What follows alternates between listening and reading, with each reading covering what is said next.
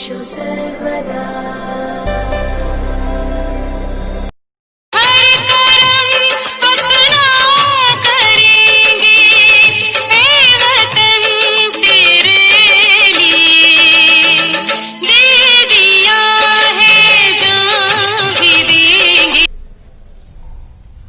नमस्कार, दिनेश कुमार माली, कक्षा एकादशी, विषय गणित, अध्याय 2 संबंध और फलन।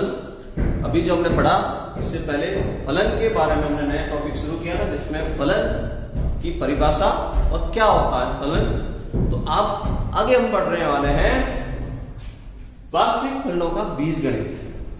फलनों का बीजगणित का मतलब है फलनों का मान किस प्रकार से ज्ञात करेंगे, फलनों का योग, गुणनफल, भाग क्रिया, किस तरह से फलनों को, दो फलनों को जोड़ सकते हैं, गुणा कर सकते हैं, भाग कर सकते हैं, ये सीखने वाले हैं।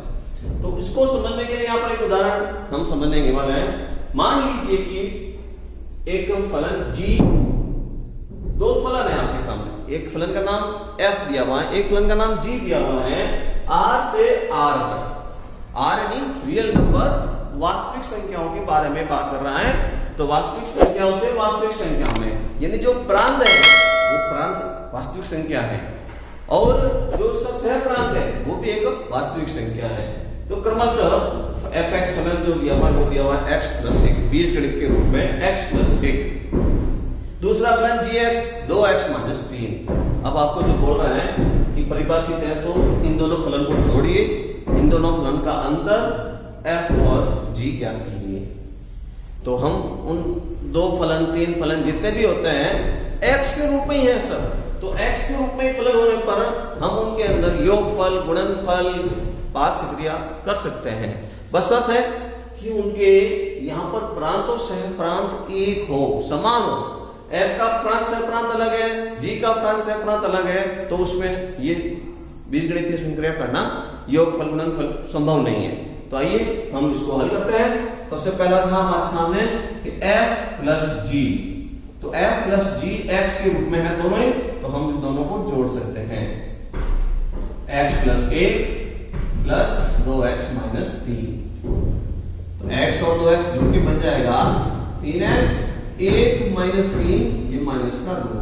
ये जो आंसर आया है ये दोनों फलनों का योगफल है, दोनों फलनों का योगफल है। f - g निकालेंगे हम, तो f - g = x के रूप में, तो इनमें से इसको घटाने वाले हैं।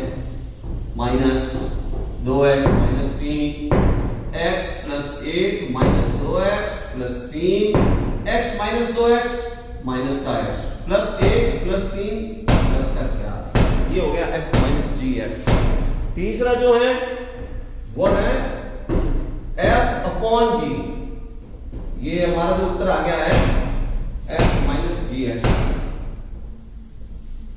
f/g ज्ञात करना है, दोनों x के रूप में है, x + 1 / 2x - 3, बस भाग दोनों के समान पद है, ऐसे लिख के छोड़ दीजिए, यही इसका उत्तर है।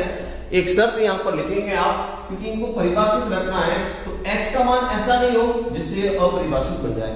2x अगर यहां पर 0 आ जाएगा तो ये अपरिभाषित बन जाएगा।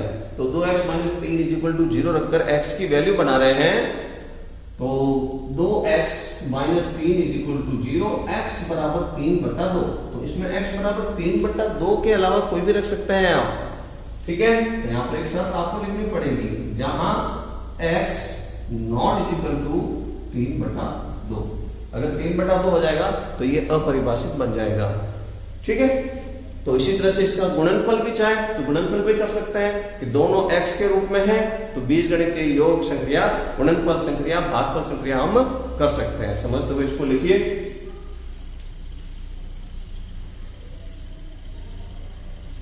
स्टार्ट। हाँ जी, यदि एक फलन f = 1, 1, 2, 3, 0, -1, -1, -3, ये एक फलन दिया हुआ है, प्रत्येक अवयव के अलग अलग प्रतिबिंब बन रहे हैं, तो ये एक फलन का प्रकार है। राष्ट्र रूप में प्रतिबिंब में दिया हुआ है। फलन इस तरह से z में प्रांत जो है z यानी पूर्णांक, प्लस माइनस में संख्या, पूर्णांक संख्या, और जो सह प्रांत है वो भी पूर्णांक है, जिससे यहाँ पर कुछ वैल्यू बनी हुई है। जेड से जेड पर ये फलन है।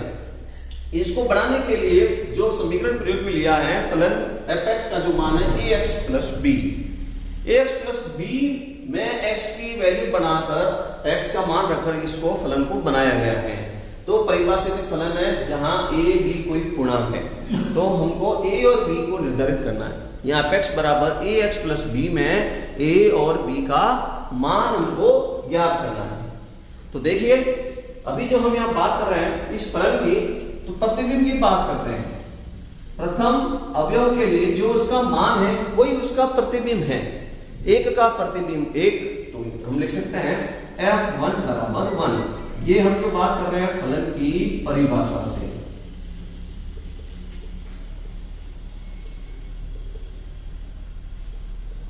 अब f1 की वैल्यू 1 आ गई है, तो फलन की परिभाषा वापस f1 की वैल्यू और अलग से नहीं होनी चाहिए।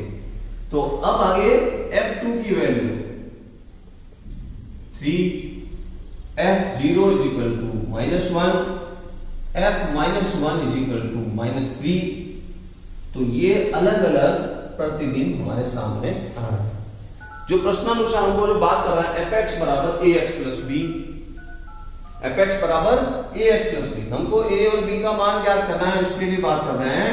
क्योंकि fx बराबर ax प्लस b, तो यहां पर जो ये प्रतिबिंब बन रहे हैं इसमें से किसी दो का प्रतिबिंब इसमें हम बनाएं a और b के रूप में, किसी की हम p ले सकते हैं।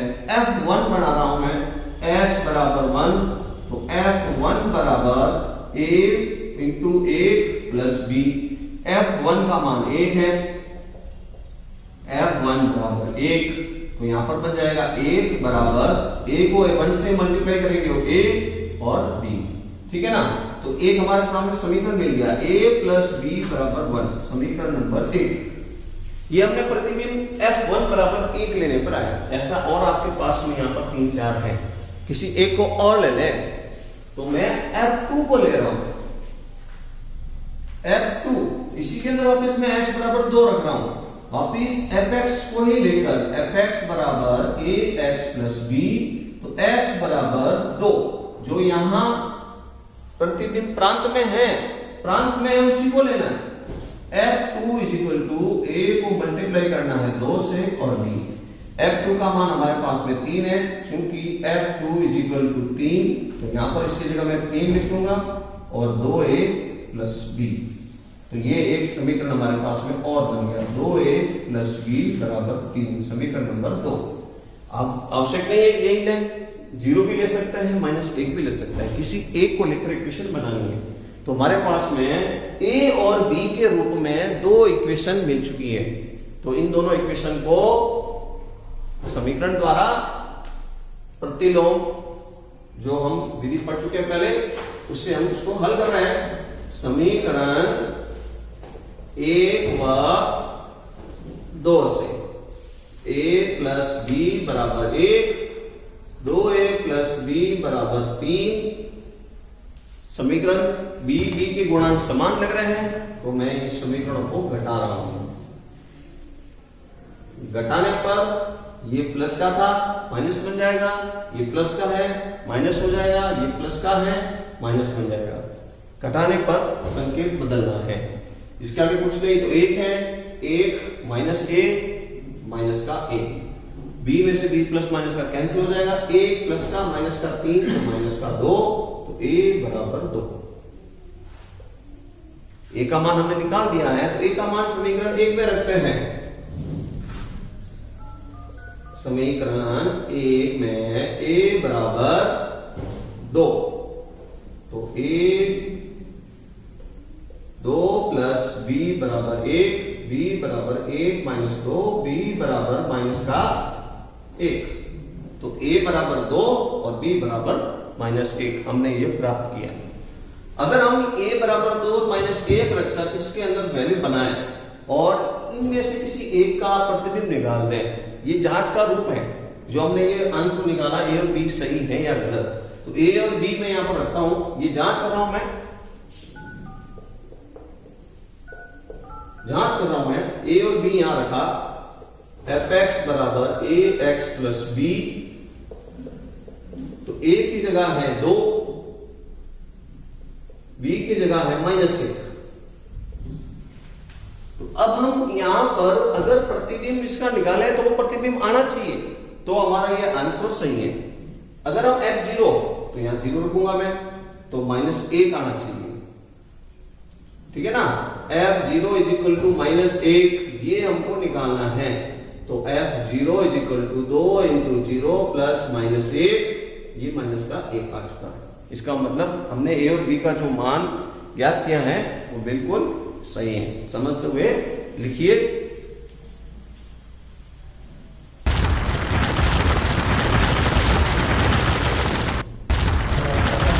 एक अंतिम ये और प्रश्न हम समझ रहे हैं, बोध प्रश्न के रूप में आपको मिलाना है।